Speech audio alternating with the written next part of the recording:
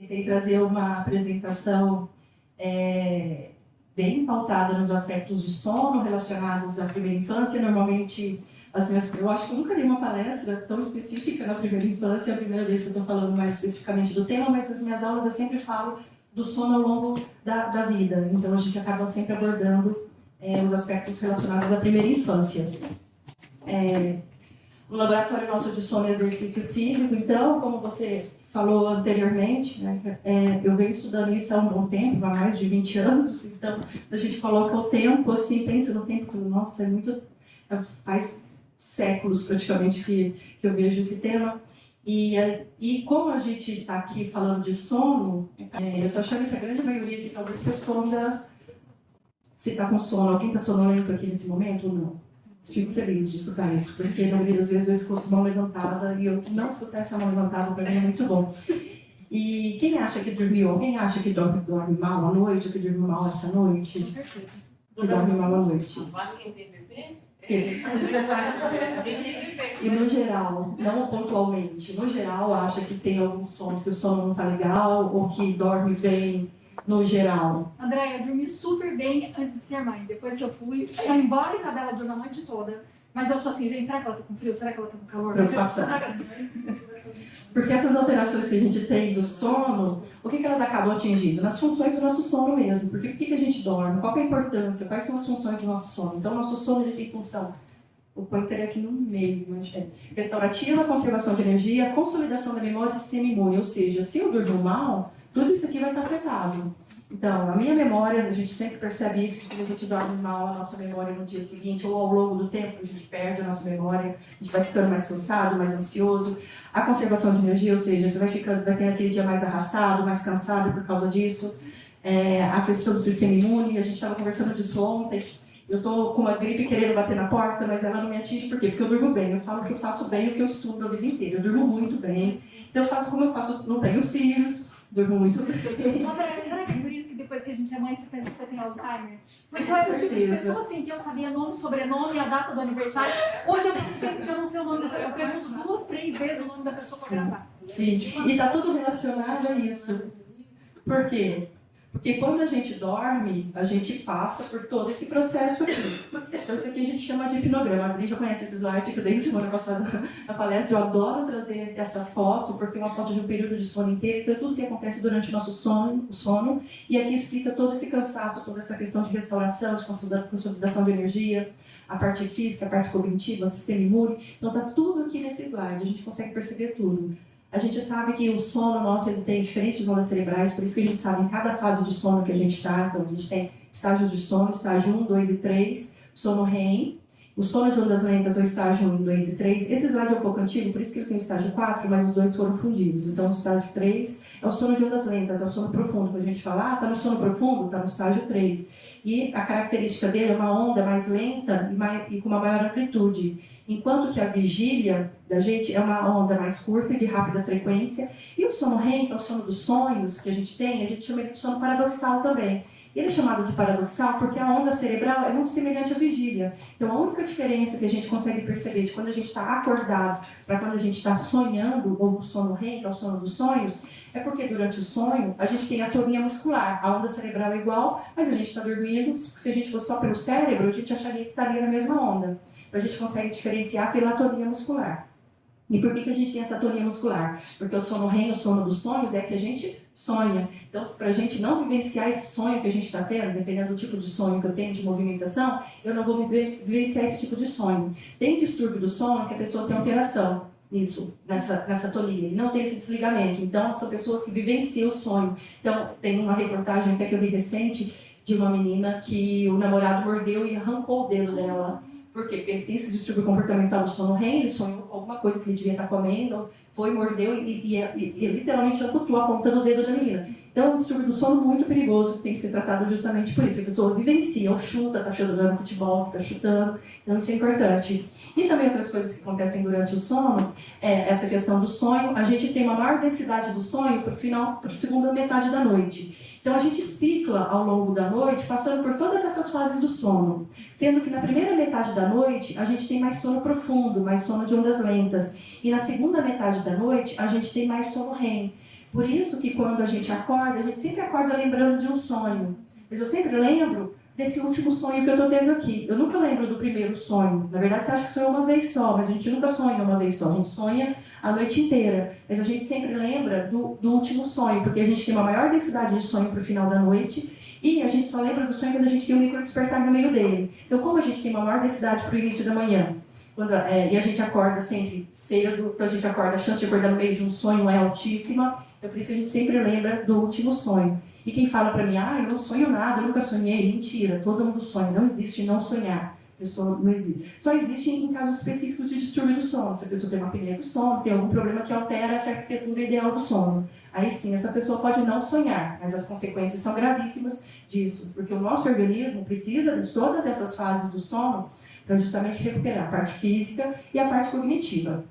Então, com isso, a gente também tem liberação de alguns neurotransmissores relacionados a cada parte do sono, a cada estágio do sono que a gente está. A gente tem os movimentos rápidos dos olhos, e isso vai ficar muito nítido para vocês em bebê, quando o bebê está com aquele mexendo o olhinho, ele está sonhando, e a gente, em adulto, a gente não consegue visualizar isso muito bem, isso vai se perdendo um pouco ao longo da vida. Mas no bebê é muito claro isso, o bebê está com o olhinho fechadinho, ele está mexendo de um lado para o outro, e ele faz muito isso, porque o bebê ele tem que dormir muito, ele tem que passar muito por todas essas fases do sono, porque ele está num processo de crescimento. Então, tanto liberação de hormônio do crescimento, como memória, aprendizagem, acontece durante essas fases de sono. Então, passar de uma forma ideal por tudo isso, não ter isso afetado por nenhum fator externo, é muito importante para o crescimento e aprendizagem da criança. A gente tem a questão de movimento corporal, né, durante o sono, a apneia do sono, por exemplo. Quando a pessoa tem a apneia de barriga para cima, a chance dela roncar é muito maior do que quando ela está de lado. Essas coisas estão relacionadas a isso também. E aí, o que acontece? A gente tem tempos específicos em cada fase de sono dessa. Então, esse estágio 2, a gente sempre chama ele de estágio de transição. É um estágio que, se eu estou indo para o sono profundo, eu passo por ele. Se eu estou indo para o REM, é mais fácil eu voltar para ele, para ir para o REM. Então, eu sempre dou uma passadinha por ele. É um sono que a gente fica muito tempo nele, esse aqui, mas a gente sempre está transitando. Por quê? Essa onda é muito grande, essa onda do REM é mais curta. Então, é mais fácil o meu cérebro dar uma passadinha aqui e cair no sono REM do que ir direto para o sono REM. E aqui é a mesma coisa, é mais fácil eu passar por aqui e entrar no sono de ondas lentas do que eu cair direto no sono de ondas lentas. Então, ele acaba sendo um sono meio de transição. A gente tem alguns fusos, algumas ondas específicas dele, mas elas são bem características dessa fase do sono. A gente fica de 20% a 25% no sono de ondas lentas e mais ou menos essa mesma porcentagem no sono REM. Então, uma qualidade de sono ideal seria uma pessoa passar por todas essas fases de sono e ficar por essas porcentagens de tempo. E aí a gente tem que ciclar, conforme vocês viram naquela primeira imagem. Então, a gente tem, a cada ciclo nosso de passar por todas essas fases do sono, dura de 90 a 120 minutos mais ou menos. Pode ser influenciado por vários fatores, genética, a pessoa ela pode ser uma curta dormidora, ela dormir menos tempo, e aí esse ciclo dela acaba sendo um pouco menor, ela pode ser uma longa dormidora, a pessoa precisa de mais tempo de sono, o ciclo pode ser maior, mas em média, 90 a 120 minutos, ela sempre passa entre sono REM e estágios de sono não REM. O que acontece mais característico em cada estágio desses? No estágio 1, 2 e 3, a gente tem liberação do GH e essa questão da restauração muscular é muito forte. Já no sono REM, no sono paradoxal, no sonho dos sonhos, a gente tem esses movimentos rápidos que eu falei para vocês, atonia muscular, sonhos e memória. Então, são dois fatores muito importantes quando a gente fala de primeira infância, de crescimento, e para a vida adulta também para a gente. Memória e crescimento, liberação de hormônio do crescimento. Então, se eu tenho algum fator que vem influenciar esse padrão de sono de uma criança, de um bebê ou de um adulto, vai afetar diretamente tanto a parte de liberação muscular no adulto, a parte de força, de musculatura mesmo, de quando você faz uma musculação, faz algum treinamento, algum exercício, está relacionado a isso, a restituição física e a memória, independente da fase de vida que você tiver. André, questão que é a seguinte, normalmente os médicos, os pediatras falam, é importante que a criança durma antes das 9 horas da noite, né? E aí, eu sempre tive uma preocupação com relação a isso, porque a Isabela é uma criança que ela tem 4 anos, mas ela dorme à tarde ainda, você entendeu? Então, tipo, ela acorda 2h30, 3 horas da tarde, ela não vai conseguir dormir antes das 9h15, 9h30, por exemplo, né? Agora, indo para a escola até é melhor isso. Mas você está falando aqui no estágio 1, 2 e 3, tem liberação do GH, então existe essa influência do horário, sabe? Do horário de dormir? Isso. Está relacionado ao, independente do horário que você inicia o seu sono, essas fases do sono vão acontecer. Isso tem muita relação com o cronotipo, eu vou falar um pouquinho para frente, que é a preferência da pessoa de dormir mais cedo, mais tarde, isso a gente tem desde criança essa característica. Isso acaba influenciando não na liberação, porque isso vai acontecer, independente do horário que ela dormir. Isso está mais relacionado, essa influência de não ter a liberação está mais relacionada a situações de que interrompam essas fases de sono, não do início que ela começa a acontecer. Eu vou falar um pouquinho de cronotipo e eu te respondo, acho que melhor, para frente. E aí, quais são esses fatores que podem influenciar? A gente já vai chegar nisso agora. Cantou 2 slides antes. Os fatores que são uma aluna atenciosa. Eu vou ser uma aluna atenciosa. O que pode influenciar, então, a nossa característica de sono ao longo da vida? A gente tem fatores intrínsecos e extrínsecos que podem influenciar a nossa arquitetura do sono. Ou seja, o cronotipo, é o primeiro que está aqui, ó. Individualidade biológica, distúrbios do sono, privação do sono, que está muito relacionada a distúrbios do sono, idade e exercício físico. Então, vamos começar falando do cronotipo, que foi a sua pergunta. Você antecipou, foi até bom. Então, todo mundo aqui, eu acho que consegue perceber de tendência que a gente tem. Tem gente que gosta de acordar cedo e dormir cedo. Eu sou uma pessoa que acorda às 5h30 da manhã. Olha, você é louca? Eu não sou. Me sinto bem. E eu gosto de pensar, de estudar, fazer isso tudo muito cedo. Mas se vem conversar comigo 9 horas, a Adri até é exemplo disso. O WhatsApp, você andando conversando no grupo. Deu 9 horas, eu dou uma sumida, porque... Mas 5 horas da manhã eu já estou respondendo mensagem. Tem pessoas que não. Tem pessoas que gostam, começam a produzir, começam a pensar 9, 10 horas da noite. Se deixar para dormir, vai dormir 3, 4 horas da manhã. E aí, no outro dia, eu gosto de acordar meio-dia. Eu acho que eu conto em uma mão, às vezes, que eu consegui acordar 10 horas da manhã, na minha vida inteira. Eu não sei o que é acordar tarde, eu não consigo acordar tarde, eu me sinto mal se eu acordo tarde. Eu tenho, por esse matutino, eu tenho a sensação de que eu estou perdendo tempo ao longo do dia. Então, coisas que acontecem mais tarde me incomodam. Mas, vespertinos, é o contrário. Para eles, é tenebroso ter que acordar 5, 6 horas da manhã. Se você fala bom dia para quem? Aquela pessoa que é mal-humorada. Que eu tenho uma amiga de brincar que ela dava coice na gente de manhã, aniversário dela hoje, inclusive. E é engraçado essa convivência, porque a gente aprende a conviver e a entender isso. Mas a gente entende depois que a gente sabe que isso existe. Porque a maioria das vezes a gente fala que a pessoa ela é mal-humorada, que ela não quer papo. Então tem muito isso em volta. Mas não é a grande maioria. A gente tem, 20% da população matutina, a outra metade vespertino, que são os dois extremos, mas a grande maioria é indiferente. Pessoas que se adaptam bem a dormir cedo ou dormir um pouco mais tarde. Essa característica de cronotipo, de ser matutino ou vespertino, ela já é persistente desde criança. Então, assim, tem uma criança que ela é uma criança que gosta de dormir mais cedo e gosta de acordar mais tarde. A gente tem umas crianças que gostam de dormir um pouco mais tarde e acordar mais tarde. É uma característica da criança. A gente já nasce com isso é genético. Então, isso já é uma característica da pessoa. Você consegue mudar? Você, em algumas fases da vida, essa característica ela se torna um pouco mais acentuada. Ou seja, na adolescência, eles tendem a ter uma característica mais vespertina. Então, se é uma criança que já é vespertina por natureza, ela vai reforçar ainda muito mais isso. E fatores externos, hoje em dia, influenciam isso bastante. Videogame, celular. Então, acaba acentuando muito essas características. Uma pessoa que é mais matutina, ela na adolescência, ela pode até ter uma tendência a ficar um pouco na adolescência mais vespertina, mas ela depois de passar por esse momento, ela acaba retornando um pouco isso e voltar essa característica. E na terceira idade, quando a gente fica mais velha, a característica de ser matutino também acontece mais. Então uma pessoa, eu fico pensando eu lá na frente, eu já acordo 5h30, imagino que não é que eu vou acordar, dormir 6 horas da tarde. Mas quem é vespertino, pessoas mais velhas que são a vida inteira vespertinas, elas são pessoas mais velhas vespertinas. Eu conheço várias pessoas que são mais velhas, 70, 80 anos, que acordam 10 horas da manhã, porque está enraizado nela isso. Então, mesmo essa característica de você mais velho ter essa tendência à matutinidade, ela não chega a acontecer, porque isso é muito forte na pessoa. Então, essas flutuações na adolescência ou na terceira idade acontecem mais nesses indivíduos indiferentes, que eles conseguem flutuar bem de um lado para o outro. Então, isso de dormir mais tarde e acordar mais tarde não vai atrapalhar eu passar pelas ondas do sono. Isso vai atrapalhar na questão de eu sou vespertino, eu durmo mais tarde, porque eu já gosto de dormir tarde, eu fico no celular, eu tenho exposição à luz, eu vou dormir mais tarde, só que eu tenho que acordar às 7 horas da manhã para ir para a escola.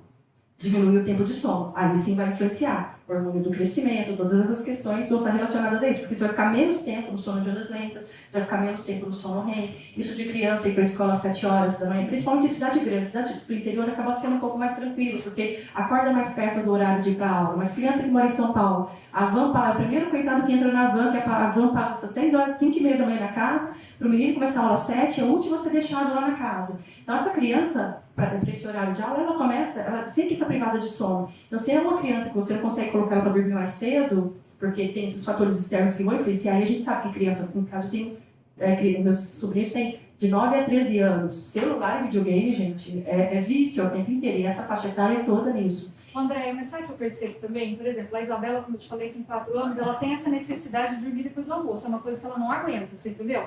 Então, se é um dia, por exemplo, um domingo, que eu recebo uma sobrinha, ela fica o dia todo, ela acorda às 7 horas da manhã, 7h30, minha filha, ela não acorda tarde. Se ela ficou o dia inteiro sem dormir, ela capota 8 e pouco, você entendeu? Ela é igual a pai dela, assim, igual você, acorda 5. Mas se é um dia que ela vai no colégio de manhã, ela não consegue ficar sem dormir depois do almoço. Aí, tipo, se ela acordar 2h30, 3 horas, ela vai dormir um pouquinho mais tarde, mas é pouco, entendeu? Tipo, 9 e pouco, assim, né? Então, eu percebo que, talvez, esse fato dela ter que dormir à tarde, né, é o que influencia no horário de dormir à noite. Tá? Sim, mas é uma necessidade do organismo dela. E se ela pode dormir, essa dormidinha da tarde, gente, ela é essencial para todo mundo. É o sono da beleza. É o sono da beleza. A gente não pode, adulto, na verdade, dormir muito tempo à tarde, porque vai fazer mal. A gente acorda daquele jeito meio perdido, chama inércia do sono isso. Porque se a gente acorda no meio de um sono de ondas lentas, sabe quando a gente acorda meio perdido, o que está acontecendo no meio da tarde, aquela sensação ruim? A onda é muito grande. Então, se a gente acorda no meio dessa onda, o nosso cérebro, a gente precisa de um pisar. Isso chama inércia do sono. Então, se você dorme, sei lá, o ideal é dormir de 20 minutos, mais ou menos, a meia hora, que é um tempo, teoricamente, que a gente não chega a chegar nesse sono de ondas lentas. Então, a gente dá aquela recuperação, aquela recuperada, e tudo bem, continua a viver. Ou a gente dorme mais para passar um ciclo inteiro daquele. Então, a gente dorme de 90 a 120 minutos para poder dar a volta completa. Então, é mais ou menos isso. Se o seu organismo precisa e você se sente bem, por que não dormir? Então, mas o problema é que a grande maioria hoje não consegue dormir. Criança dá para dormir. E se esse sono da tarde não atrapalha o sono da criança da noite, ou seja, ela dorme 2, 3 horas da tarde, mas à noite ela vai atrasar meia horinha de sono, não está atrapalhando o sono dela. Então, o corpinho dela está precisando de mais sono. Talvez a noite não está sendo suficiente, ela está precisando de mais durante o dia. Porque todo reflexo que acontece de dia é porque da noite não está sendo suficiente. Então, se eu sempre falo, se você tem algum problema de sono, o termômetro para saber que a pessoa tem algum problema de sono é o dia dela. Se de dia ela está sonolenta, não essa sonolência que a gente tem depois do almoço, porque isso é fisiológico, vai acontecer com qualquer um. Mas se aquela pessoa que está arrastada, cansada, não consegue fazer nada, está faltando sono à noite. Com certeza é isso. Então é esse que é o termômetro. Se de dia está muito cansado, é porque está faltando sono à noite. E se está faltando sono, pode ser por quantidade ou qualidade. Então, não adianta eu dormir 10 horas, se essas 10 horas não são boas, se eu tenho um distúrbio do sono no meio dela. Não adianta eu posso dormir 5 horas, que é esse próximo tópico aqui, e eu posso dormir 5 horas, mas as 5 horas são suficientes para mim, porque eu sou um curto dormidor, que é um grande problema que a gente tem também na população, porque fala-se que tem que dormir 8 horas por dia. É a média populacional, tudo bem, de 7 a 8 horas por dia é uma média populacional. Mas a gente tem indivíduos que são curto-dormidores e longo-dormidores. Esse aqui, eu queria ser muito curto-dormidor, porque a vida perfeita é ser um curto-dormidor matutino, gente, ia ser lindo. Curto-dormidor matutino é tudo de bom. Longo-dormidor é o que mais sofre. Longo-dormidor e vespertino é tragédia total, porque a pessoa precisa de muito sono, ela gosta de dormir tarde e acordar tarde. E quem hoje em dia consegue trabalhar dessa forma? Não existe, só se ele for autônomo, trabalhar em casa, trabalhar na madrugada. Então tá lindo. Então, quando a gente fala que todo mundo precisa dormir de 7 a 8 horas e vem uma pessoa e dorme só 5 horas e fala, eu tenho problema de sono, porque eu não durmo 8 horas. E aí, você fala pra ela, mas você tá bem durante o dia? Tô bem, então você não tem problema de sono. Se você tivesse problema de sono, você ia estar cansado durante o dia, você não tá cansado durante o dia. Então a gente tem que ficar muito atento quando a gente fala isso. Porque, eu só durmo 5 horas, acho que eu tenho problema de sono. Não sei se o seu reflexo durante o dia tá influenciando a tua vida, memória, cansaço, irritabilidade. Não tá? Tá tudo lindo? Feliz você, solte foguete que você é curto dormidor e o que acontece? Aquele espaço, aquele ciclo é menor, então ela passa por todas as fases, ela tem recuperação física, cognitiva perfeita nesse tempo. Esse aqui vai sofrer um pouco mais, porque esse aqui precisa de mais tempo para isso acontecer. E aí a criança, já tem crianças que têm essas características de serem curtas dormidoras ou longas dormidoras. Talvez uma criança que precisa dessa cochila à tarde, uma criança que precisa de mais sono. E aí ela precisa desse tempinho a mais à tarde para poder se recuperar. E aí são estratégias que a gente tem que ter ao longo da vida e sensibilidade para perceber isso. Então é muito importante os pais terem essa sensibilidade para poder procurar especialista, para poder fazer higiene de sono mesmo, que eu vou falar no final, que a gente consegue também trabalhar em casa com isso. Então a idade, é o que a gente vai falar aqui agora, ela acaba sofrendo alterações. Com a idade a gente tem alterações do sono. Então a gente percebe que um recém-nascido, ele precisa dormir muito de horas de sono. Por quê? Porque ele, aqui, essa fase da vida, A criança está aprendendo, está crescendo, então tudo está acontecendo. Então ela precisa desses períodos de sono, de ondas lentas e de sono REM, para justamente aprender e crescer. Então a gente começa com muita quantidade de sono na nossa vida. E conforme a gente vai envelhecendo, eu não aguento essas figurinhas agora eu estou prestando muita atenção nisso ultimamente, de idoso, tudo assim, 60 anos. Aí eu falei assim, gente, a minha mãe tem 74, minha mãe está longe de ser isso, não tem lógica isso. Essas plaquinhas de estacionamento, eu quero, nossa, morrer com isso. Tem que ter uma revolução, mudar isso, não pode ser assim. Não é? E aí a gente percebe que precisa de menos sono. E aqui a gente tem os longos e curtos dormidores, mas a média acaba sendo essa. Então, se uma criança não está dormindo dentro disso, nessa fase da vida dela, alguma coisa pode estar influenciando isso, e isso pode afetar o crescimento dela. Distúrbio do sono é o que acontece muito em criança nessa faixa etária aqui. A apneia do sono, por exemplo, que vai influenciar o sono dessa criança e vai influenciar o crescimento e a parte cognitiva dessa criança. Então, são tempos que vocês estão sabendo, sabem mais do que eu, na verdade, pode falar. Sempre que eu vejo essa tabela, né, eu fico pensando o quanto difícil é, porque as mães, a gente quer essas informações para saber que hora colocar para dormir e tudo mais. E aí, por exemplo, eles olhar para escolar 3 a 5 anos, varia de 14 a 9 horas de sono, né? E aí é o que você falou, tem que olhar para a sua criança e ver quanto cansada ela está. Então a tabela não ajuda quem está na régua, né? Não. Quem está tentando mirar e tem que ter uma aula por trás para explicar. Exato. Isso acontece. Aí a Isabela dorme 11 horas, portanto, né, são 9 horas durante a noite, mais 2 à tarde, dá 11 horas. Ela de 3 a 5 anos, ou seja, acho que ela deve ser mais para longa dormidora. Ela está mais para cima do que para baixo. Dá para pensar desse jeito. É a sensibilidade de entender, isso é verdade. Que bom que ela gosta de dormir. Que bom que ela gosta de dormir, isso é verdade. E aí, o que a gente percebe? Essa questão do cochilo, que você falou que ela dorme de dia. Eles vão perdendo essa necessidade de cochilo conforme vão ficando mais velhos. Mas algumas crianças ainda sentem essa necessidade do cochilo. Então, o cochilo é importante quando em crianças mais jovens, mais novas, e isso ao longo do tempo, conforme a gente vai ficando mais velho, esse cochilo vai se perdendo. E a quantidade de sono também vai mudando, vai alterando ao longo do crescimento. Ou seja, o sono REM, 50% aqui, ó, nos primeiros dias de vida, nos primeiros anos de vida, e aí isso vai diminuindo para cair na realidade do adulto, que é de 20% a 25%, mais ou menos. O sono de ondas lentas também, a gente precisa de muito mais sono de ondas lentas na primeira infância, e aí conforme vai ficando mais velho, isso vai diminuindo. Então, essas porcentagens vão se modulando ao longo da vida.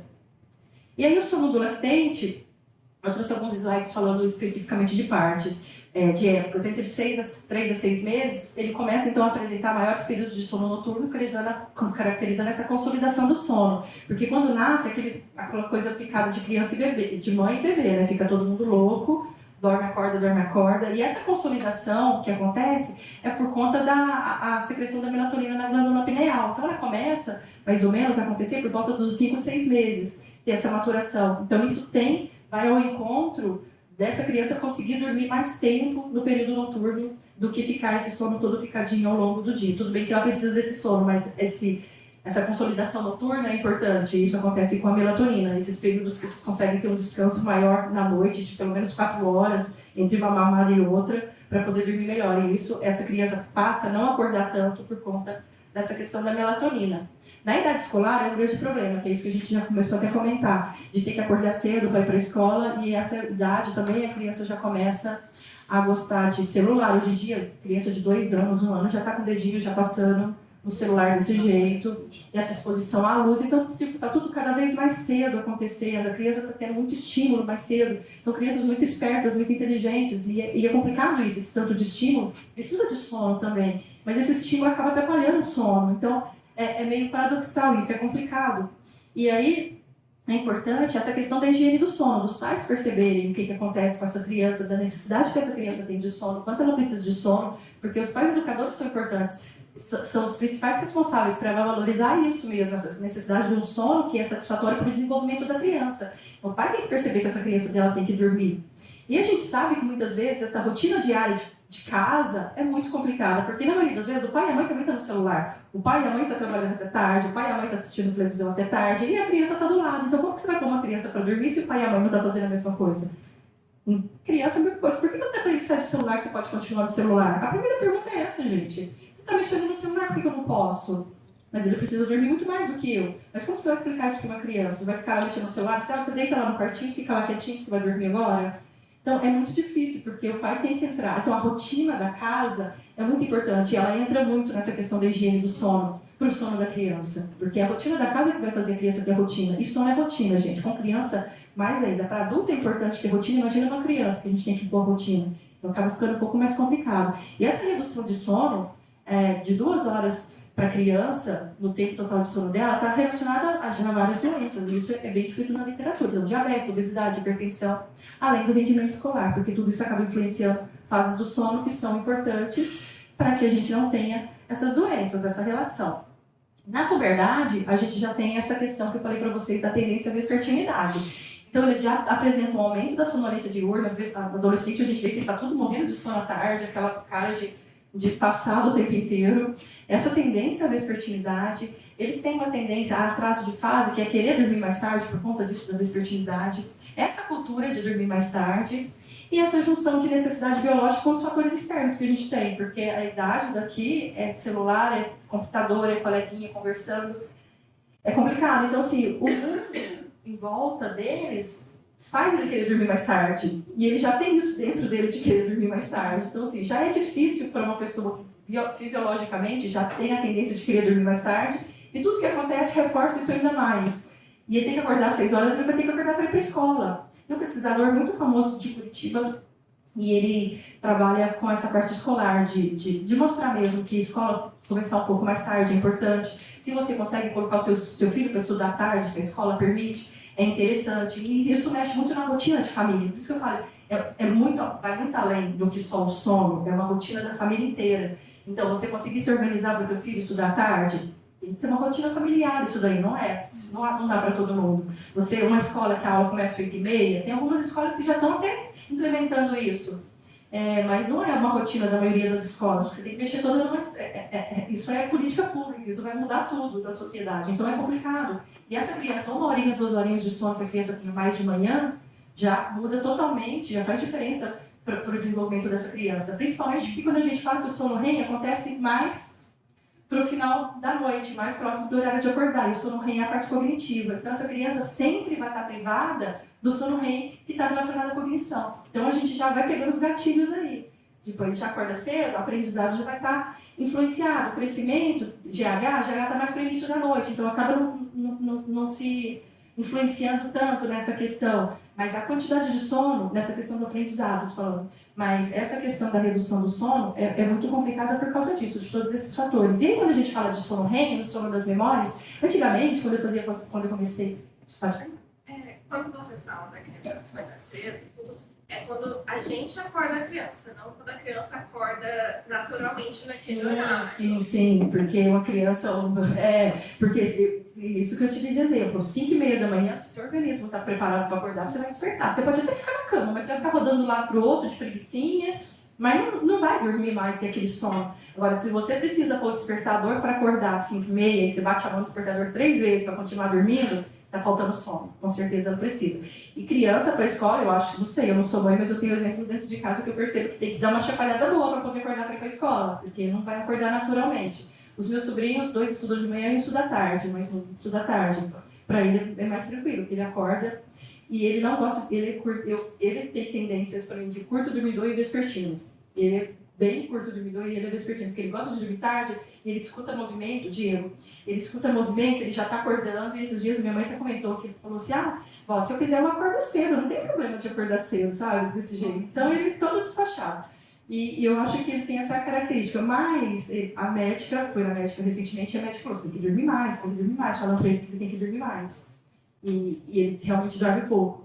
Lá em casa é muito caso de Federico Espeto de Paulo, a gente tem vários exemplos de casos de Federico Espeto de Paulo. Especialista em sono, é tudo errado. Mas eu percebo assim que tudo é exemplo, né? Na introdução alimentar, o exemplo são os pais, no sono, o exemplo são os pais, a questão da higienização do sono, né? Sim, é tudo exemplo e exemplo e rotina. Então, se não tem o exemplo e não tem a rotina, acaba complicando. E é difícil, porque a gente é uma história bagunçada, vamos dizer assim, ao longo de uma vida inteira, que você depois vai tentar resolver com um dia, que é a mesma coisa da dieta. A pessoa demora 5 anos para engordar e um dia querendo fazer dieta quer resolver. A higiene do sono é a mesma coisa. A pessoa tem uma vida fazendo uma coisa errada e um dia ela quer resolver para fazer certo. Aí não dá certo? Ah, não dá certo para mim. Não vou fazer mais. Um dia que eu durmo mais cedo e tiro o celular, eu não consegui dormir. Porque você falou que se eu tirar o celular eu vou conseguir dormir rápido. Você está há 10 anos olhando o celular antes de dormir, quer tirar o celular uma noite e quer resolver o seu problema. Que vai a mesma coisa da dieta. Eu acho também que a pandemia, ela complicou muito a situação das crianças. Não minha filha, porque assim, ela tinha um aninho quando a pandemia começou, e a Isabela não tinha contato com tela e tal, e continua não tendo.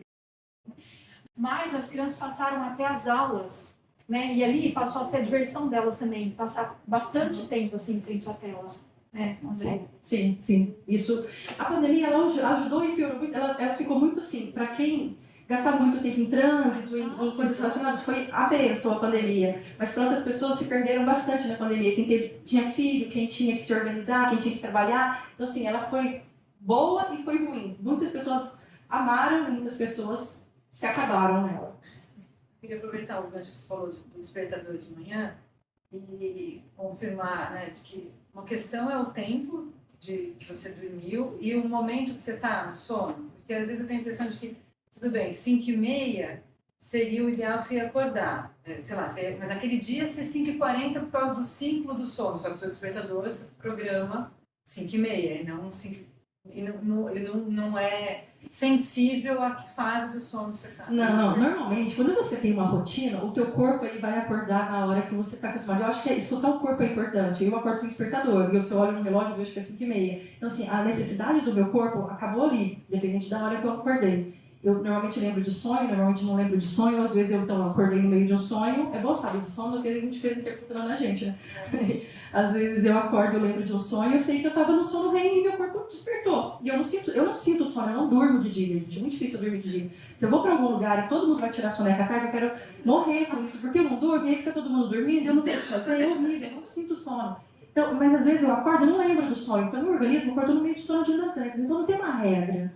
É tipo, o teu organismo, acordei, tô bem, tô satisfeita. Foi a quantidade ideal. No sono de criança, eu vejo assim, de final de semana elas acordam no horário para a escola, por rotina. Mas durante a semana, várias vezes eu tenho que ir lá acordar. Sim. Porque tem um horário rigoroso, né? Não, aquela meia hora faria muita diferença. Porque, então, aí é que tá de povo dormir mais cedo para tentar compensar esse tempo, entendeu? Então, mas mesmo assim, eu coloco para dormir às vezes 7h30. Mas a criança precisa de dormir mais, né? Ela tem essa necessidade. A criança, se você deixar, ela vai dormir até umas 8, 10, 11 horas, eu acho, imagino eu. Não, de final de semana elas acordam 6h30, 7 horas. E durante a semana, porque tem escola, às vezes coloco para dormir 7h30. Dorme cedo. Mesmo assim, de manhã eu tenho que acordar. Mas eles já estão com uma quantidade boa de sono. Eu acho que sim, acordam sim, bem. Mas tem que ir lá acordando, não dá para ficar esperando. Mas aí eu acho que é questão de maturidade mesmo, de conseguir acordar, de não acordar. Eu acho que isso não tem. Não vou saber te explicar mais. Tipo, pediatra, como uma pediatra falaria. Não vou saber te explicar. Mas fisiologicamente, se eles não estão mal durante o dia, estão bem, é sinal que eles estão dormindo bem. Dorme cedo, dorme bem. Sim, dorme. De manhã eu tenho que acordar. Assim, eu tenho que acordar várias vezes. Mas eu não lembro quando eu era criança se minha mãe me acordava ou não. Eu nunca nem perguntei, nunca tive. Vou até perguntar isso pra ela, pra saber. Porque eu sempre fui uma criança que gostou de acordar cedo. Então eu acho que vou falar pra Deus te responder depois. Então, o que a gente percebe? O sono REM, antigamente, a gente achava que as memórias eram consolidadas somente durante o sono REM. Hoje em dia, alguns estudos já mostram que a gente tem consolidação de sono REM, de memória também, sono REM não, de memória, no sono de ondas lentas. Então, essa memória que a gente tem mais inconsciente, vamos dizer assim, que é a memória não declarativa, que é, tipo, passei a marcha do carro, andei de bicicleta, ela é uma memória que está muito relacionada ao sono REM, não que essa não aconteça aqui, mas acontece também. E a centro de memória tem relação com o sono não REM. Então, isso de acordar e de fazer falta de sono, hoje a gente percebe que as duas fases de sono têm relação com o aprendizado e com memória. Então, é importante isso também. E a famosa dormir para crescer, que a gente sempre escutou a vida inteira, tem essa função fisiológica mesmo, que é importante, que é a liberação do GH. Então, as crianças tem em média 8 picos a cada 24 horas, os adultos têm menos, 5 picos, e a gente percebe que 70% aqui é relacionado ao sono de ondas lentas, da liberação do hormônio do crescimento. Então, passar por essa fase do sono é muito importante mesmo para o crescimento da criança e para a gente também. E aí, essas consequências que eu falei para vocês, de dormir mal nos pais e nas crianças, é a questão de transmitir para crianças hábitos de como dormir bem. Então, assim, essa de dormir no sofá, dormir assistindo televisão, na cama dos pais. Então, assim, é complicado isso, porque... E aí, como que você vai discutir isso com a pessoa? A minha irmã, eu dou exemplo de casa, porque eu posso falar que está em casa. Os meus sobrinhos dormem com a minha irmã há muito tempo. E a minha irmã fala, e ela fala desse jeito, eu quero curtir enquanto eles estão pequenos, que depois eles vão nem querer chegar perto de mim. E a idade é essa. E eles dormem bem, estão lá, tranquilo. Então, assim, vou falar o quê? Vou argumentar como em cima disso. Mas é diferente de uma criança dormir na cama dela. Mas uma criança está dormindo na cama dela, chora a noite inteira, afetando o sono dela e afetando o sono da mãe. Você leva ela para a cama, ela dorme a noite inteira bem. E aí ela vai ter uma qualidade boa de sono. Então, viu como é complicado isso? É rotina de família que a gente tem que indagar? Tem técnicas, várias técnicas. Deixa a criança dormir no Instagram. As coisas que mais tem são coaches de sono. E eu não estou falando, criticando ninguém. São várias técnicas que dão certo para um e não dão certo para outro. E é isso que é importante, a pessoa ter percepção do que funciona para ela. O que funciona para você pode não funcionar para mim. E eu tenho que ir para outro caminho. É importante a gente ter essa noção de como as coisas funcionam na minha família, na minha rotina de casa também. Isso é importante de saber. E essas normas de característica que é da própria criança, né? Você falou da sua irmã aí, até publiquei esse dia brincando, minha filha ficou doente, né? E ela dorme no quartinho dela, na casinha dela. Mas tossindo o tempo todo, eu ali, deitada no chão, sabe? Da cama dela, eu falei, vou colocar ela na minha cama. Ela acordou de madrugada, me pediu chá, fui lá fazer. Quando eu voltei, ela falou, mamãe, essa noite foi uma experiência terrível dormir na sua cama. Você viu? Eu falei, mas por que foi terrível? A minha cama é muito mais confortável, muito mais macia do que a sua. Aí, no outro dia, coloca ela para dormir no quarto dela, né? Eu falei, foi uma experiência terrível. Ela virou e falou assim pra mim, fui lá, dei um beijinho e tal, mamãe não vai querer dormir no meu quartinho.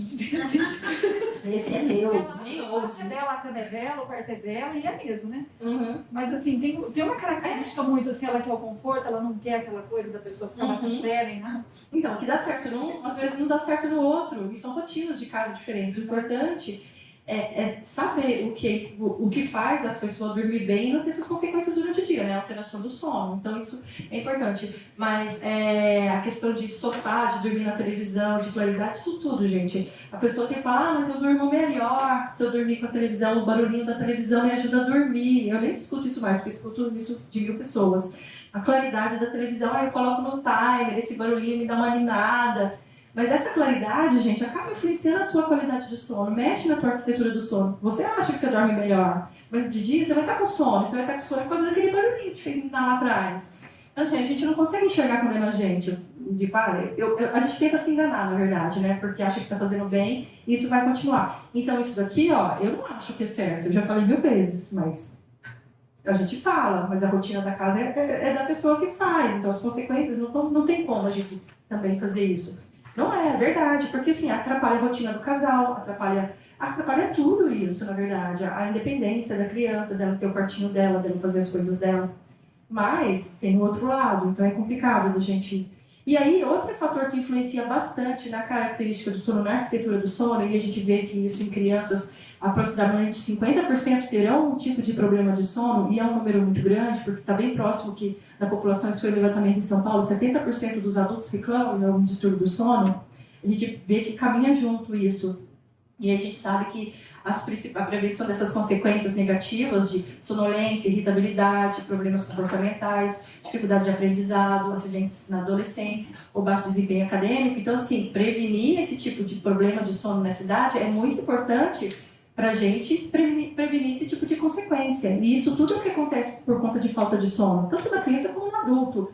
E os principais distúrbios do sono que a gente vê hoje na população, a apneia e a insônia, são os campeões. E aqui a gente tem síndrome das pernas inquietas e movimento periódico das pernas, que são distúrbios do movimento relacionado ao sono.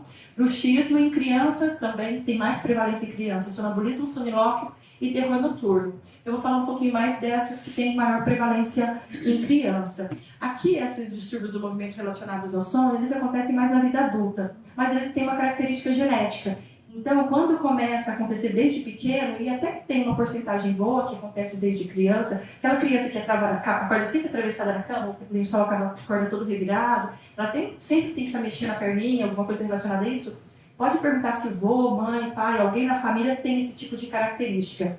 é muito genético. Então, quando aparece em criança, pode saber que tem alguém da família mais velho que tem isso. Então, tem uma característica mais genética.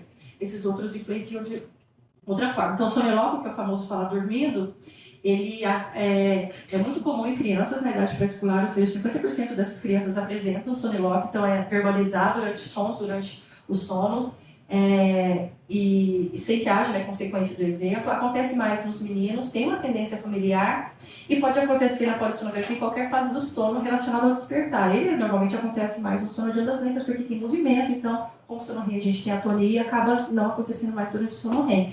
Mas é aquela coisa totalmente aleatória. As pessoas falam, vou perguntar para saber segredo, essas coisas, esquece. São coisas totalmente aleatórias que a pessoa verbaliza. Isso vai se perdendo ao longo da vida.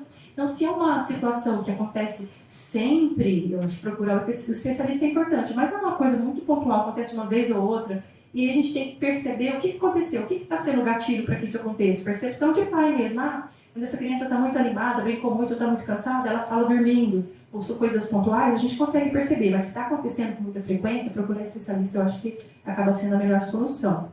O sonambulismo, que é o andar dormindo, né, ele acontece no sono de ondas lentas, porque precisa ter movimento, né, não ter atonia muscular. 30% das crianças apresentam, ela pode conversar enquanto dorme, sentar na cama, levantar ou andar pelo quarto. Eles podem ter atos motores mais complexos, como tomar banho, e tem que ter muito cuidado com o acidente, porque se tem uma criança que teve algum episódio de sonambulismo, os pais têm que ficar muito atentos em relação a se apartamento, tela, chave, nunca deixar chave na porta da casa, faca, não deixar a faca aberta, tipo de fácil acesso, porque isso é perigoso da criança pegar e se machucar, porque ela vai andar, você vai ter a sensação que ela está acordada, mas ela não está acordada, ela pode abrir uma janela, ela pode fazer movimentos mais complexos. Então a gente tem que ter cuidado em relação a isso, nesse sentido. O terror noturno, eu acho que muitas mães passaram por isso em algum momento, eu acho que acontece bastante. A criança, ela não faz referência de sonho ou pesadelo, que é diferente de um pesadelo. No pesadelo, a criança acorda sabendo o que aconteceu com ela, ela acorda no meio, foi um bicho, foi alguma coisa. No terror noturno, não, a pessoa, ela tem uma crise desencadeada, ela se debate, ela fica nervosa, mas ela não lembra do que aconteceu, do mesmo jeito que veio, ela acalma, deita e dorme. Então ela pode ser desencadeada por estresse, tem uma tendência genética por conta de essa imaturidade de neurônio associada ao fator genético, pode influenciar também. E ela tem o pico dela entre 4 a 12 anos, de 1 a 6% na infância, mais em meninos também. Ela inicia por um grito seguido de movimentos bruscos, chamar pelos pais, pedir socorro, e aí ela volta a dormir e como se nada tivesse acontecido. Então ela tem uma descarga autonômica muito grande, tem que ter cuidado para evitar acidente, e necessita de estímulo extenso para despertar. Se você tentar despertar, você precisa demais tentar despertar. Mas se você acalma, a pessoa volta, tem que dorme, e no outro dia nem lembra que isso aconteceu. Isso acontece bastante. Eu achava que isso, mas depois que eu comecei a conviver mais com mães, eu percebo que isso acontece bastante.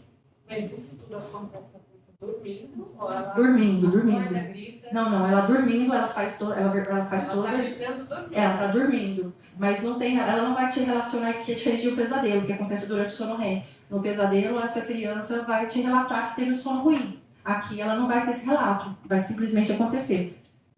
A apneia, que ela acontece quando ela acontece em criança, ela pode estar associada ou não à obesidade. E as consequências, porque a gente sempre acha que a apneia está associada à obesidade, no adulto principalmente, sim, pode estar associada, mas na criança, ela estar ou não associada à obesidade, ela não estar associada à obesidade, ela tem fator de risco, relação de hipertrofia da adenotonsilar, hipotonia, fraqueza muscular, palato mole, da amígdala, então toda essa parte física dela, a alteração, acaba trazendo a mesma consequência de uma apneia pela obesidade, porque as consequências do sono são as mesmas. Porque o que a apneia é? É aquela pessoa está respirando normal, ela fecha aqui a via aérea superior, então ela para de respirar, e aí ela tem um despertar por causa disso. A apneia, o que acontece? No que eu paro de respirar, que tem fechamento da minha via aérea superior, meu centro respiratório aqui avisa, está sem oxigênio, o que está acontecendo? Aí você vai ter aquele desespero, que é a paz para quem está do lado, né? Quando para de roncar, você fala, agora eu durmo, aí a pessoa vem com aquele barulho todo, aquele trovão. E quais são as consequências dessa parada respiratória? Tem saturação de oxigênio, ou seja, esses despertares, e com isso eu desperto a noite inteira, e eu tenho sonolência diurna. Então esse dormir, tem uma apneia, fecha a via aérea superior, para de respirar, o organismo avisa para respirar, você vai e acorda. aí dorme de novo, relaxa, fechou, vou desperto. Então, assim, dependendo do índice disso, é um sono muito fragmentado. Lembra quando eu falei que a pessoa pode não sonhar? Uma pessoa com apneia é uma pessoa que tem dificuldade para sonhar, porque a apneia, ela nunca chega no sono REM. Acontece, ela começa a ter atonia muscular, a relaxar a musculatura, ela tem apneia, aí ela acorda, aí ela começa a dormir de novo, aí ela tem apneia, ela acorda, então ela nunca consegue aprofundar o sono para cair no sono REM. Então ela sempre vai ser privada de sono REM. Uma pessoa com apneia, uma criança com apneia, eu tenho um sobrinho que operou com 2 anos, o Thiago, de apneia, de amígdala. Ele, antes de operar, ele parecia um tadinho, mas magrinho. A minha cunhada falava que dormia com ele sentado antes dele operar, de tão preocupada que ela ficava, porque ele parava de respirar de muito tempo. E ele operou, o menino saiu disso para isso. Hoje ele tem 13 anos, calça 43, ele é um monstro, botelo. E aí, tudo relacionado a isso, porque aprendizado, crescimento, está tudo influenciado, porque essa criança não dorme, ela não descansa, ela não recupera, ela não cresce, não acontece nada com ela.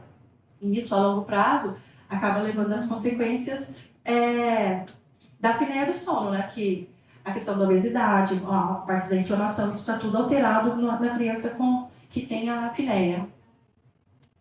E aí, como que o exercício físico, a atividade física pode atuar nisso? Essas diretrizes aqui, elas são diretrizes canadenses de 24 horas para uma criança de 5 a 17 anos. O que ela fala? Que essa relação de exercício físico, movimento, sono e comportamento são essenciais para essa qualidade de vida, para o crescimento e desenvolvimento da criança. Então, exercício físico relacionado, mais de 60 minutos de atividade física moderada vigorosa. Não só fazer o exercício, porque a gente pensa isso, fui lá, tá pago, que a gente fala isso, né? Vai na academia, fica 1 hora na academia, tá pago, chega em casa, trabalha o dia inteiro sentado e acabou. Os 60 minutos lá e o comportamento sedentário durante o dia inteiro não vai influenciar nada, aqueles 60 minutinhos lá, movimentei, mas não tá pago. Então, essa questão do movimento, de atividade, várias horas não estruturadas ao dia, também é muito importante para uma criança. Então, uma criança vai lá, você faz o futebol. Meu filho faz futebol. Então ele vai, faz 1 horinha de futebol, mas fica o dia inteiro no videogame depois. Esse videogame, esse futebol, então essa atividade da criança não está balanceada. Então isso é muito importante. O sono, conforme a gente já falou, dependendo da faixa etária dele, a quantidade interessante para cada um. E essa redução do comportamento sedentário para menos de 2 horas, que é muito difícil hoje em dia, dependendo da idade, de tela de momento recreativo, ou seja, você estipular que você pode jogar videogame 2 horas para uma criança, para um adolescente, uma criança de 12, 13, 9 anos, é muito difícil. Mas o ideal, o mundo perfeito, seria algo em torno disso daqui, de atividade física, movimento, sono e comportamento. Então, e a prevalência de crianças de países diferentes ao redor do mundo que atendem pelo menos 3 recomendações, é só de 3 a 10%. Então, é muito baixa a prevalência de quem acaba atendendo essas recomendações. Aqui a gente tem o guia de atividade física, e aí a gente vai olhar para o nosso guia, ele basicamente, o que está descrito nele, é o que está descrito nesse que eu trouxe para vocês, dessas diretrizes, que a gente vê de 6 a 17 anos, a questão de 60 minutos de atividade física por dia, pelo menos 3 vezes na semana. Então a gente vê que ele acaba andando em paralelo com as mesmas diretrizes. Que fantástico isso. Deixa eu ver, André, volta lá um pouquinho. Guia de Atividade Física para a População Brasileira, do Ministério da Saúde, igual o guia alimentar. Sim. Interessantíssimo. E eu pus as fotinhas que estão nele, para ficar bem bonitinho, bem a cara dele. E aí a sobrecarga de exercício físico. E a gente pode falar isso independente da idade, mas aqui a gente puxando para a vida adulta também, atividade física na criança, experienciar com essa criança em diversos tipos de atividade física é muito importante para que a criança consiga vivenciar movimentos diferentes, ter habilidades diferentes. Então, se a criança fazer futebol, a criança fazer judô, fazer balé, fazer natação, fazer qualquer tipo de andar de bicicleta, andar de skate, isso é muito importante para a vida adulta dessa criança. O jogador de tênis, o suíço, como que ele chama? O Federer. Ele, uma vez, ele estava no congresso e o professor, isso ficou marcado, era um congresso de aprendizado, e o professor deu o exemplo dele, que ele falou que quando ele era criança, o pai dele, ele participava de tudo, ele era uma criança que era muito ativa, ele gostava de fazer muita atividade física, então ele participava de tudo quanto é tipo de atividade física, fazia judô, futebol, e esses movimentos específicos de todas as modalidades ajudaram muito ele na especialidade dele, que é o tênis, para ele tênis. Então, assim, ele tem agilidade, então ele tem tudo isso, porque uma criança que só faz o futebol, só faz a natação, ela vai ter habilidade daquele movimento, mas ele não vai ter experiência de todos os outros. E aquilo, quando a gente cresce, a gente precisa ter essa habilidade de tudo. O que a gente está acontecendo hoje? A gente vê muita criança que fica o dia inteiro dentro de casa só no videogame, criança na educação física não consegue correr, não tem equilíbrio, não fica no pé só. Então, isso é muito afetado. Então, essa experiência de atividade física com a criança é muito importante. E o exercício físico, a atividade física, ela acaba influenciando nas fases do sono em específico. Então, ela aumenta o tempo total de sono, ela aumenta a melhora do sono de ondas lentas, porque a gente tem restituição física para acontecer, catabolismo, hormônio do crescimento, está tudo relacionado a isso. A gente tem uma redução do sono REM, mas não é uma redução do sono REM que é vai sonhar mesmo. Não, porque se eu aumento o sono de ondas lentas quando eu faço atividade física, alguma coisa tem que dar uma diminuída para aumentar um e outro. Mas não acaba influenciando na função do sono. Aumento da latência do sono, ou seja, eu deito e durmo mais rápido, eu não tenho aquele tempo que fico muito tempo acordado antes de dormir, isso para insônia é muito importante. Período acordado após o início do sono, fragmentação do sono, ou seja, redução de despertar. Então, o sono, o exercício, acaba modulando as fases do sono. E aí, como eu falo isso para vocês, se a pessoa que já dorme bem, André, eu já durmo bem, eu tenho 98% de eficiência de sono, vou fazer exercício físico, não vai mudar nada no meu sono? Não, mas vai mudar a qualidade de vida tua. Então, a gente não tem que pensar só numa coisinha, num bloquinho. Agora, uma pessoa, a gente chama isso de efeito teto-chão, uma pessoa que tem uma apneia do sono, distúrbio do sono, que tem uma insônia, que tem uma eficiência do sono de 70%, se ela começa a praticar exercício físico, ela consegue subir 80%, 90%, diferença de 1 hora, 2 horas de sono numa noite, para quem não dorme bem, é muita coisa. Então, ele acaba influenciando e melhorando bastante a qualidade do sono. Por isso, o exercício acaba sendo muito importante nessa questão da qualidade de sono. Mas o cuidado a gente tem que ter. Passeio no parque e muito forte, atleta, a gente vê que influencia bastante na qualidade. Passear no parque uma vez por semana, ou passear com o cachorro ao redor do quarteirão, não é uma atividade física. A gente precisa ter volume, carga e intensidade ideal para isso. Na criança, isso aqui a gente tem que ter muito cuidado. Então, tem que saber como dosar. Na criança, a atividade física, o jogo, brincadeira, é importante na criança. Mas quando a gente passa de um adolescente para uma fase mais adulta, isso aqui é muito importante para te manter aqui. Atleta, gente, recuperação, nível de estresse, acaba influenciando bastante no sono deles. E atleta não tem um sono legal, justamente a maioria deles, não estou falando todos, mas acaba sendo influenciada por isso. O horário de fazer exercício, início do sono, é muito importante também. Se você fala assim, não pode fazer exercício antes de dormir. Mas a gente nunca faz exercício antes de dormir. Você faz exercício, você vai para casa, vai tomar um banho, vai tomar um café, vai relaxar e vai dormir. Então a gente precisa desse tempo antes, que são mais ou menos 2 horas, para o teu organismo voltar, relaxar, voltar a temperatura corporal, para você começar o seu sono. Então tem muito essa relação do horário do exercício e o início do sono. Então a gente tem que ter esse cuidado quando a gente fala, porque o que acontece? É uma pessoa que não gosta de fazer exercício, uma pessoa que já tem tendência a não curtir muito isso, você fala, não pode fazer exercício antes de dormir. E essa pessoa acha que 6 horas da tarde é antes de dormir, 7 horas da tarde é antes de dormir. Ela vai falar assim, eu vou fazer exercício à noite, porque antes de dormir eu não posso fazer exercício para piorar meu sono. E não é assim que funciona. A gente tem que ter muito cuidado. E o cronotipo é muito importante, porque assim, ela fez exercício e atrapalhou o sono dela. Mas é uma pessoa vespertina que ela não gosta de dormir 10 horas. Então, se ela pode fazer, se ela não fizesse exercício, ela não ia dormir às 10 horas também, porque ela gosta de dormir 2, 3 horas da manhã. Então, a gente tem que ter muito cuidado quando a gente... Eu levanto muito essa bandeira de fazer exercício antes de dormir piora o sono. A gente tem que ter muito cuidado quando a gente fala isso, por conta justamente disso, de características de cada um. Temperatura corporal para o exercício também, aquilo que eu falei, a gente tem essa curva da temperatura corporal ao longo do dia e ela está muito relacionada ao nosso sono, ou seja, o mínimo da nossa temperatura corporal na dia é por volta de 3, 4 horas da manhã e o pico está aqui nesse horário porque a gente precisa disso aqui, para começar a dormir, essa queda da temperatura. Então, a queda da temperatura associada com a liberação da melatonina são os gatilhos que a gente precisa para começar a dormir. Então, a gente tem que ficar atento a isso e a isso, a liberação da melatonina. A luz influencia bastante, que aí é o grande problema que a gente tem hoje em dia, o uso de telas à noite. Então, esse uso de telas à noite acaba influenciando na liberação. Então, essa luminosidade inibe a produção, a gente tem uma diminuição da liberação da melatonina com o envelhecimento.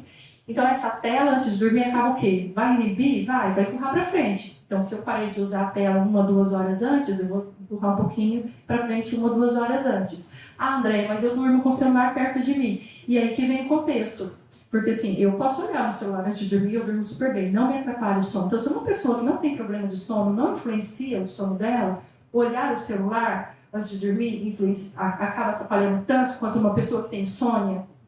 É totalmente diferente no contexto. Uma criança que precisa acordar cedo, ela vai ficar com o celular no rosto dela antes de dormir? Vai influenciar ela para começar a dormir? Vai. Então, o contexto é muito importante. E aí, eu trago para vocês a questão que é importante da gente chamar a atenção sempre levar em consideração a qualidade e a quantidade, que não adianta eu dormir 8 horas se dentro dessas 8 horas eu tenho um distúrbio do sono. Então, o que é uma quantidade, uma qualidade boa? É passar por todas essas fases do sono, a liberação de hormônio do crescimento, passar pelo sonho e memória, latência de sono, despertares dentro, tudo do ideal. E a duração do sono com a quantidade ideal para a sua faixa etária, sem interrupções de privação de sono, de distúrbios do sono, coisas relacionadas a tudo isso. A rotina é muito importante também. A rotina é tudo, gente, na vida e para tudo. Então, para o sono, mais ainda. Essa questão de ter horário para deitar e acordar na infância, para a gente já é importante, imagina para uma criança. A alimentação, o exercício físico, estudo. Então, assim, essa rotina te encaixa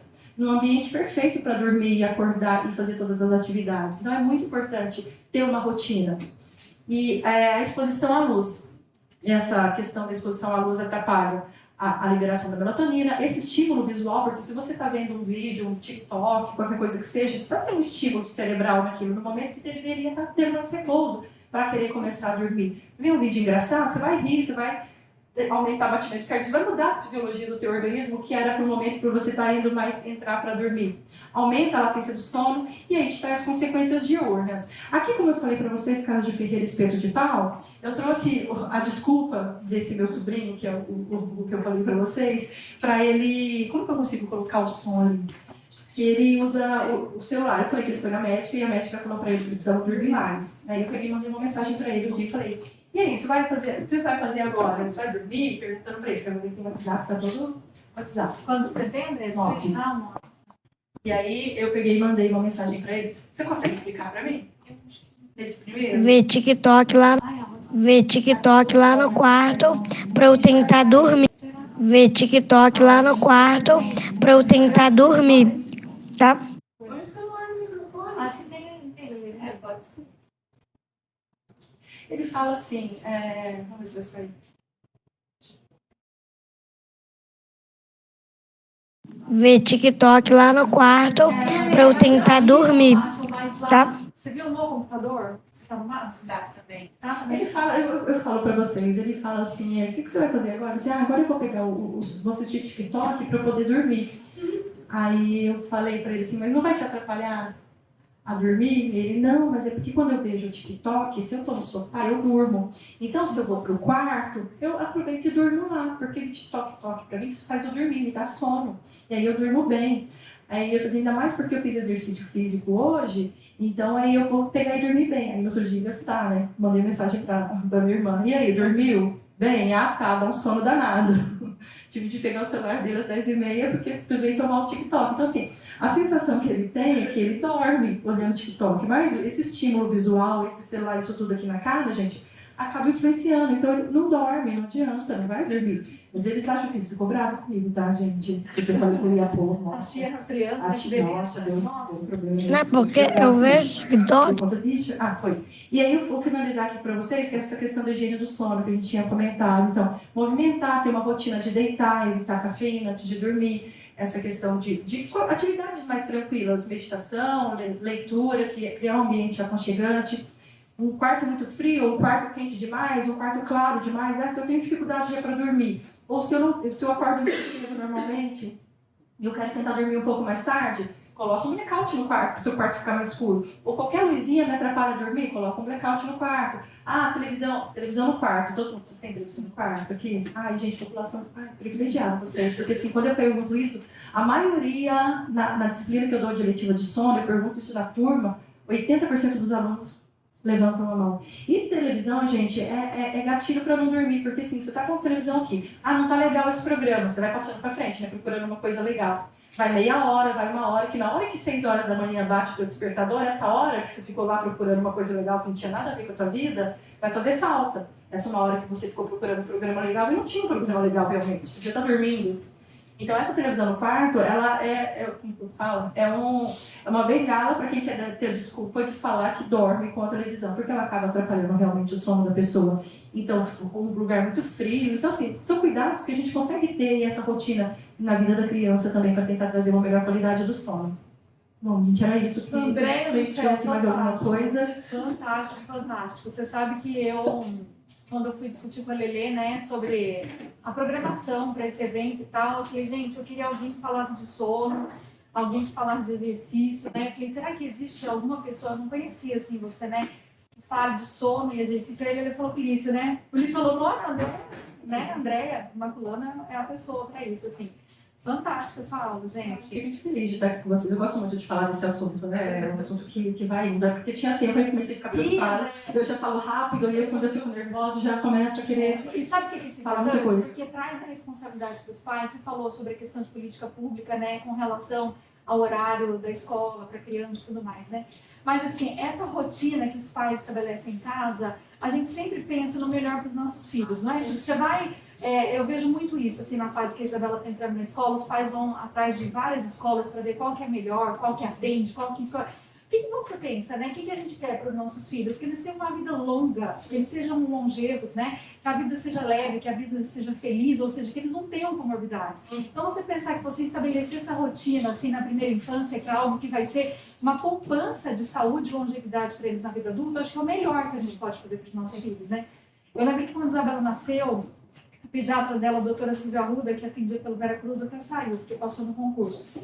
Ela falou muito isso para mim, né, que a criança nessa fase, assim, de recém-nascido não produzia ainda a melatonina suficiente, mas que eu tinha que ensinar ela a dormir. Então, fechando as cortinas a partir das 6 horas da tarde, até eu e meu esposo colocamos o que a gente chama de luzinha da comunhão, que é uma luzinha bem fraquinha, assim, sabe? Eu já contava historinha para ela e apagava essa luzinha, sabe?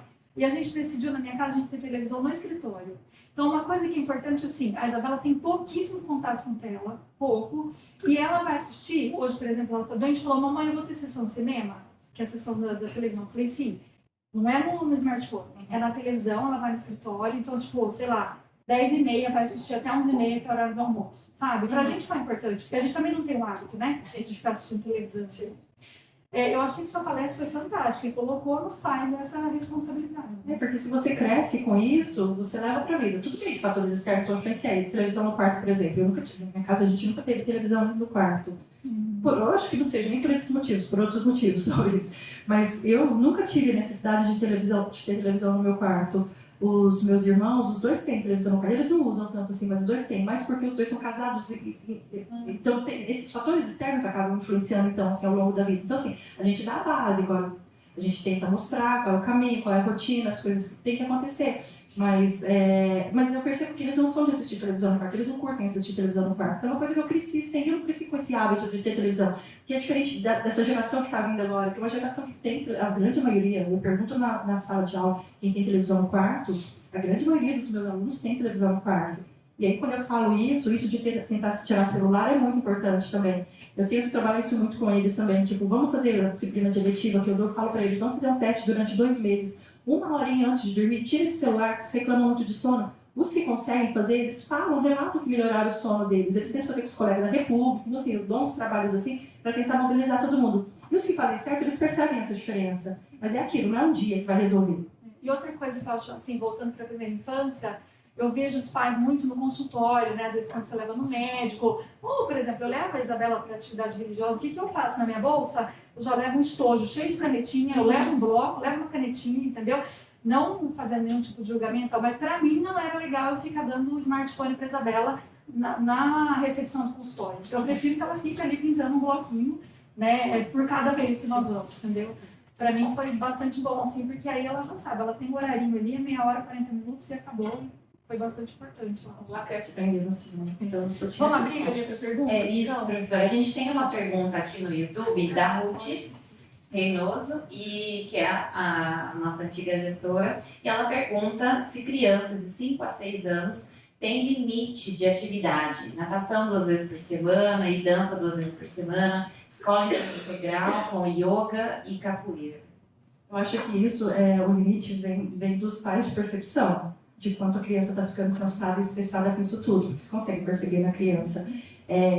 Os dois extremos, né, conforme a gente mostrou ali, tanto o pouco como o extremo acaba influenciando, porque você ocupa tanto essa criança que não vai dar tempo dela dormir e dela ser criança, porque tem atividade física o tempo inteiro, e fica, a excitabilidade do organismo dela é muito alta. E aí talvez isso acabe atrapalhando o sono dela por isso. Então, ter esse balanço é importante. Expor a vários tipos de atividade é importante, mas não necessariamente que seja todas no mesmo dia e na mesma fase da vida. Ela pode fazer futebol uma época da vida, natação, balé em outra, mas o 880, né, esse balanço é importante.